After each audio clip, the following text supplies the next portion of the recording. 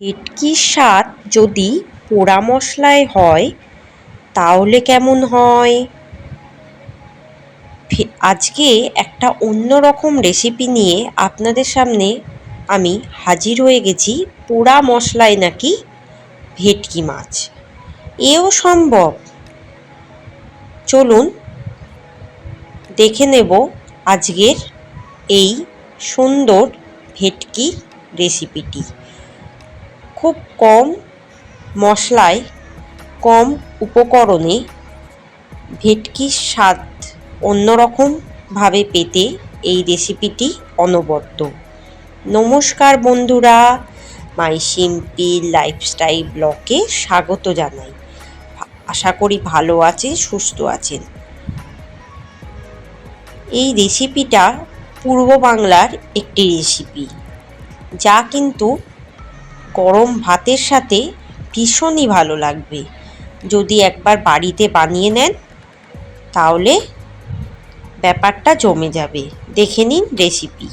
প্রথমে আমি 1 কিলো বড় বড় ভেটকি মাছ নিয়ে নিয়েছি।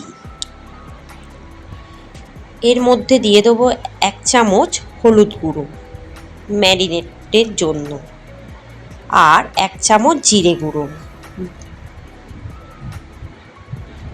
আর দিয়ে দেবো নুন। দিয়ে 1 ঘন্টা ম্যারিনেট করে রুম টেম্পারেচারে মাছগুলোকে রেখে দেবো। তাহলে কিন্তু মাছগুলো ভাঙবে না, কারণ ভেটকি মাছ একটু নরমই হয়। এবার শুকনো খোলায় দিয়ে দেবো 4-5টা মতো শুকনো লঙ্কা, 1 চামচ গোটা জিরে, 1 চামচ গোটা ধনে। এটা আমি শুকনো খোলায় ভালো করে ভেজে নেব। প্রথমে মশলাগুলো পুড়ে গেছে, মানে ভাজা হয়ে গেছে। এবার মিক্সারে আমি এই মশলাটা গুঁড়ো করব। অবশ্যই কিন্তু আরও কিছু মশলা তৈরি করা বাকি, একসাথে গুঁড়ো করব বা পেস্ট করব। এবার আমি কিছু মশলা পুড়িয়ে নেব। একটা পেঁয়াজ, পরিমাণ মতো আদা, একটা পুরো গোটা রসুন, আর একটা টমেটো। এটা আমি গ্যাসের জালের মধ্যে পুড়িয়ে নেব। খুব ভালোভাবে এটাকে পুড়িয়ে নিতে হবে। আবার দেখবেন খুব বেশি পুড়ে না যায়, হালকা একটু পুড়িয়ে নিলেই হবে। এপিট ওপিট উল্টে দেবেন, উল্টে ভালো করে একটু পুড়িয়ে নেবেন।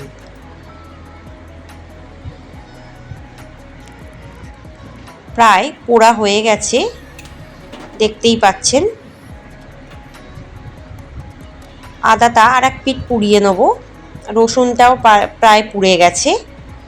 এবার টমেটোটা একটু পুড়িয়ে নেব।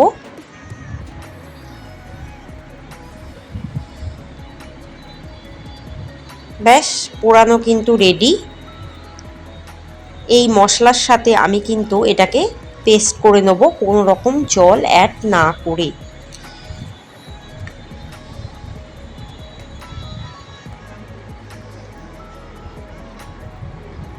পুরো মশলাটা আমি পেস্ট করে নিলাম।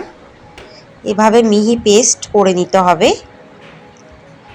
এবার কড়াই দিয়ে দেবো 3 টেবিল চামচ সাদা তেল। পুরো রান্নাটা করব আমি কিন্তু সাদা তেলে।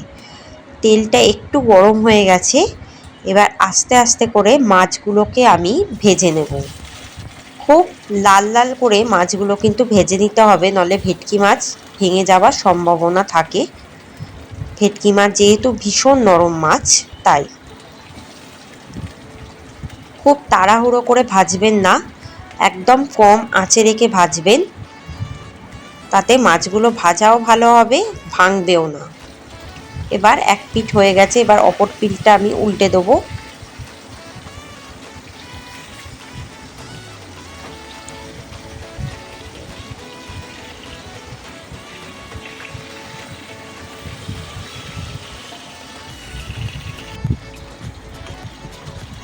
মাছগুলো প্রায় ভাজা হয়ে গেছে। এবার আস্তে আস্তে করে আমি তুলে নেব। এভাবেই লাল লাল করে ভেজে নিতে হবে প্রত্যেকটা মাছগুলোকে।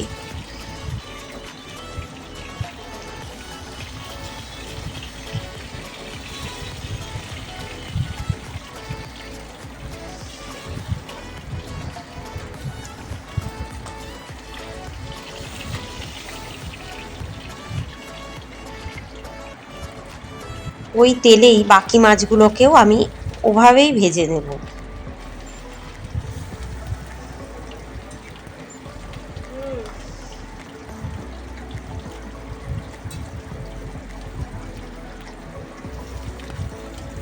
মাছগুলো ভেজে একটি পাত্রে তুলে রাখবো।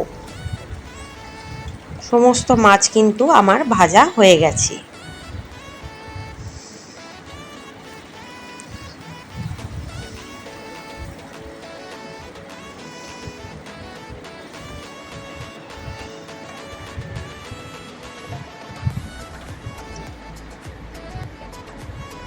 এবার ওই তেলেই আমি ওই পোড়া মশলা বাটাটা দিয়ে দেবো, দিয়ে একটু ভালো করে কষিয়ে নেব।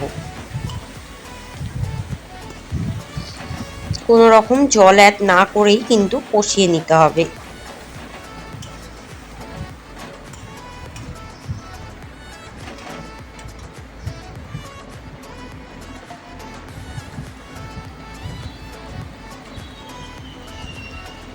দিয়ে দেবো 1 চামচ হলুদ গুঁড়ো, দিয়ে ভালো করে নেড়ে চেড়ে নেব।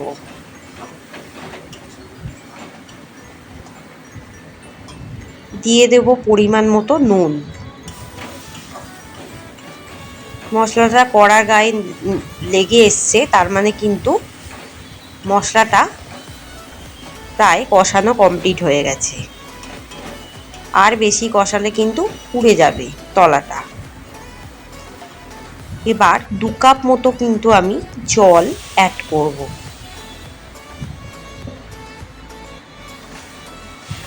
জলের সাথে মশলাটা ভালো করে মিশিয়ে দিয়ে একটু ফুটলেই মাছগুলোকে অ্যাড করব, দিয়ে একদম লো টু মিডিয়াম আঁচে রেখে দেবো। ভেটকি মাছ সিদ্ধ হতে বেশি টাইম লাগে না, আর যদি গ্যাসের ফ্লেম বাড়িয়ে দেওয়া হয় তাহলে মাছগুলো ভেঙে যাওয়ার সম্ভাবনা থাকে। আন্দাজ মতো চিনি দিয়ে দিলাম।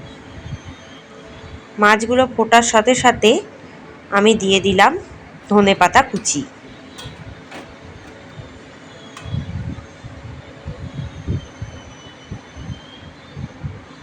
দিয়ে আরও 10 মিনিট এটাকে ফুটিয়ে নেব।